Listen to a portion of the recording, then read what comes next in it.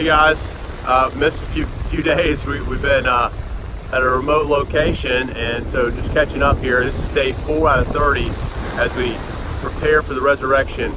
Let me tell you a story real quick. Back in 1932, October 1st, a man named Babe Ruth called his shot. I mean, he was going to go for a home run to center field, so he took his 2 fingers and pointed towards the center field fence, and then he hit the next pitch, or actually third pitch. The first 2 were called strikes, and one of them was not very much a strike at all.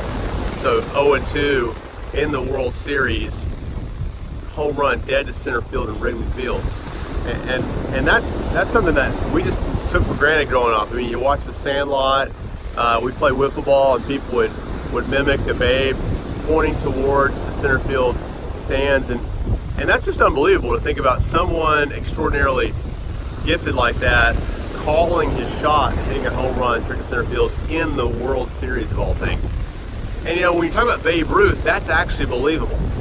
Like he was so gifted. He hit 714 home runs in his career, 15 additional home runs in the postseason that don't count in that total. So you think about that day, actually October 1st, 1932, at Wrigley Field, Babe hit 9 out during the batting practice time. So he was definitely capable of doing that. And so we don't even doubt that. But when you go back and look at the video, even though he had claimed to have pointed to center field, the video shows that Babe actually looks like he's pointing towards the dugout and talking trash to the Cubs. And so it looks like this may be a mythical story, some story that didn't actually happen, but everyone sort of believes because, hey, though it's extraordinary in context, because it's Babe Ruth, it seems to be plausible. Now, when you're talking about a resurrection, talking about the meaning and significance of the resurrection,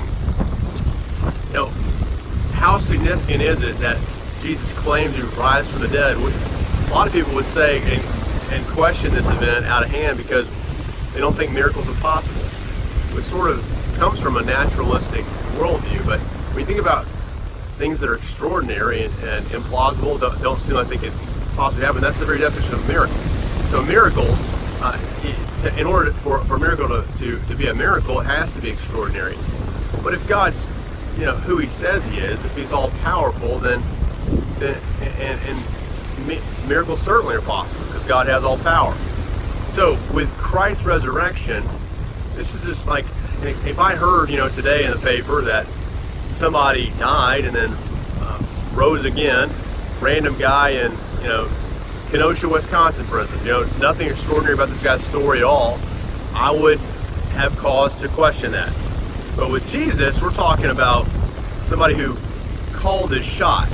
Babe Ruth supposedly called his shot and hit a home run straight to center field. Well, Jesus, multiple times in the Gospels, in fact 3 times in all the Synoptic Gospels, Matthew, Mark, and Luke, says, "I'm going to Jerusalem to die," and those are the explicit ones. He says, "I'm going to Jerusalem to die and then be resurrected on the 3rd day."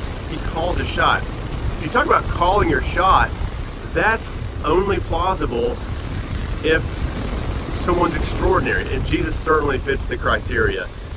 With all that he did, in context, his resurrection is building on thousands of years of history, building to this point, and Jesus certainly showed that he was remarkable, and God is able to do the impossible, and it has extraordinary meaning, which we're going to go to later. But my exhortation for you today is just don't doubt, and don't let people discourage you from believing the resurrection, because it is extraordinary. Because in context, just like we believe the story about Babe Ruth, we ought to believe the history of Jesus because of who he is and in the context.